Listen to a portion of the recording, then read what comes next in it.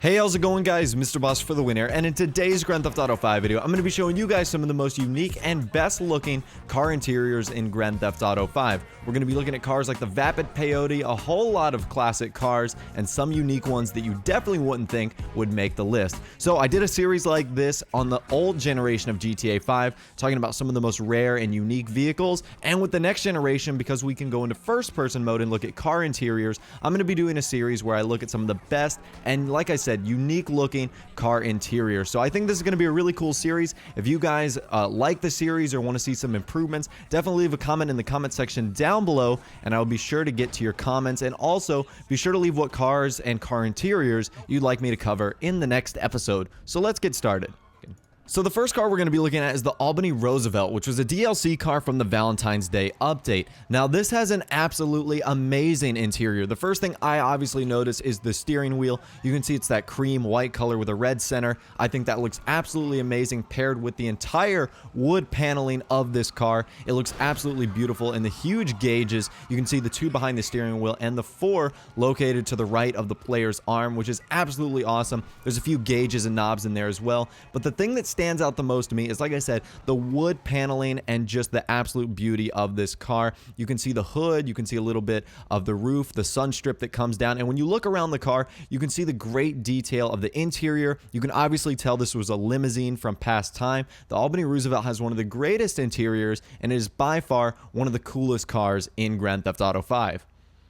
So the second car in our first episode is going to be the Romero Hearse. Now the Romero Hearse doesn't have any special knobs, gauges, or really anything important on the dashboard, but what it does have inside is this casket with a wreath and flowers on the back, as well as windows that have curtains over them. So I do think those are pretty unique features. You obviously aren't going to see those in any other vehicles, especially the casket and the wreath in the back. So that's why I think this is going to be going on this list, because it is so unique and it does have features that aren't going to be seen in any other cars in GTA 5. So I do think it's pretty epic, even though it kind of lacks things up front and on the dash. You are going to have those windows with the curtains, and of course you are going to have the casket and the wreath in the back, which is pretty epic. So again, the Romero Hearse isn't winning any awards for style points, but it does have some pretty unique features inside the car and once you get into driving into first person. So it's number 2 on our list. This is the Romero Hearse. The third car we're going to be looking at today is the Gang Vapid Peyote, the convertible edition. Now, these can be found in any gang hideouts located throughout Los Santos and in Grand Theft Auto Online. Now, I will advise you be kind of careful when taking one of these vehicles, but of course, the prize is absolutely worth it, because the Vapid Peyote, like the Albany Roosevelt, has one of the coolest interiors in the game. You'll find this interior on a hot knife, but what makes the Gang Vapid Peyote that much cooler is the other little, features that this car has. But let's focus on the dash first. You can obviously the speedometer, which is that cool arch shape. It also has a few gauges on the left and the right, one of them being the fuel gauges. You can see the radio right there, kind of towards the center console. And what's great about this is you can see the zebra seats, and you can see the Los Santos little bling thing on the back, which I think is epic as well. You obviously have a great view of the car because it is a convertible, and you can see the hood scoop, which is epic as well as the cassette player, the AC units and whatnot. So this is a great looking car. I'm actually going to step out for a moment and show you what you guys looks like from the outside,